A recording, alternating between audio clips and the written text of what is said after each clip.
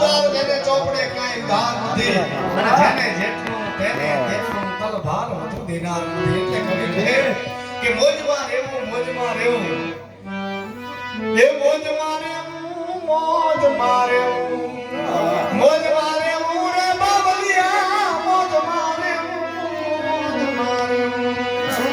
મોજમાં રહેવું રે યગમ યગો ચાર યગન ધમીની મોજમાં રહેવું રે જીવે જીવ મોજમાં રહેવું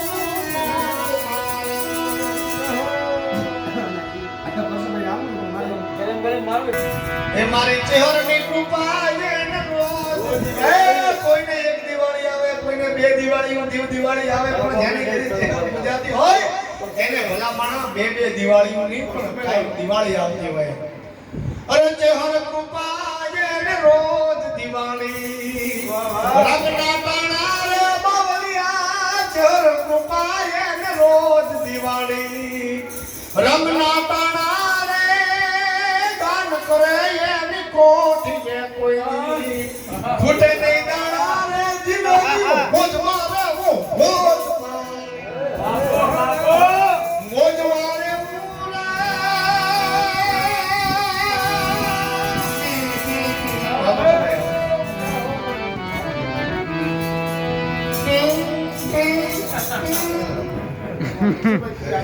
અમારે વસ્ત્ર ભાઈ મહેનત છે આ પાછળ અને ઘણી મોજ કરાવે છે. વાહ વાહ. અને અમને એવું લાગે કે એમાં વધારે જીવી અને મને બાપુ મને વાત એ વાત આનંદ છે કે મારો ભાઈ મોટો ભાઈ છે અને કવિ કહે છે કવિ અને કવિ છે કવિ અને કવિ પરશુભાઈ અમારા વાત એક કવિ અને માં આપણે જનેતા અને કવિ બે ટૂંકારો આપે ત્રીજો ગુણ આપે આપણે કૃષ્ણ કાળીને ઠાકોરને કાળીઓ કહીએ છીએ કારણ કે આપણે પ્રેમ કરીએ છીએ લવ કરીએ છીએ બધા અને મારા ભાઈ પરશુનો પ્રેમ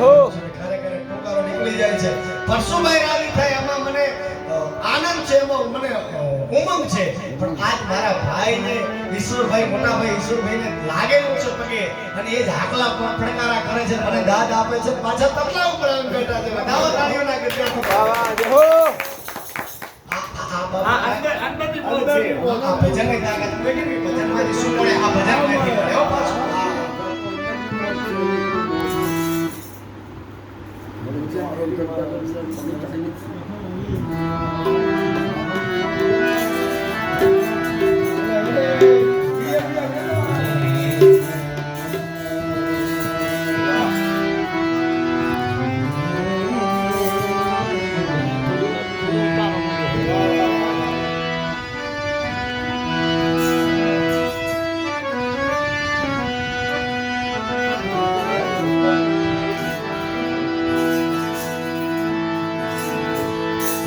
एक बिलीपत्रम एक पुष्पम एक लोटा जल पीड़ा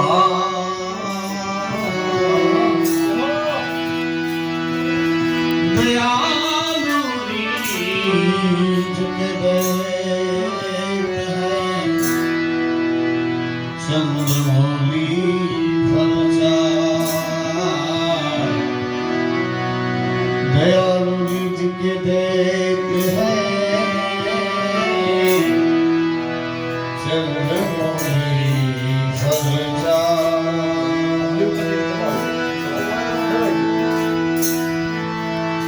बंद बंद तो वह रहती शिव जी के संग एक कर्म का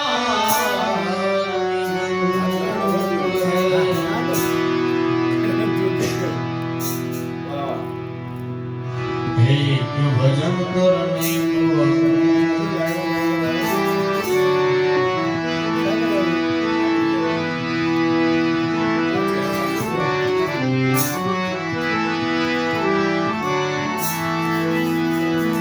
सनाम गोगल पटो कली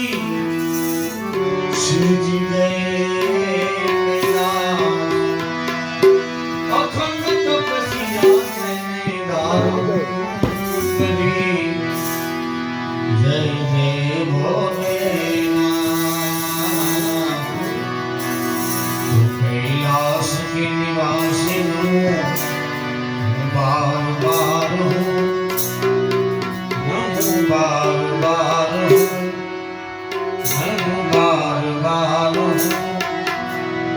આયો શરણ તિહાર સંભવતા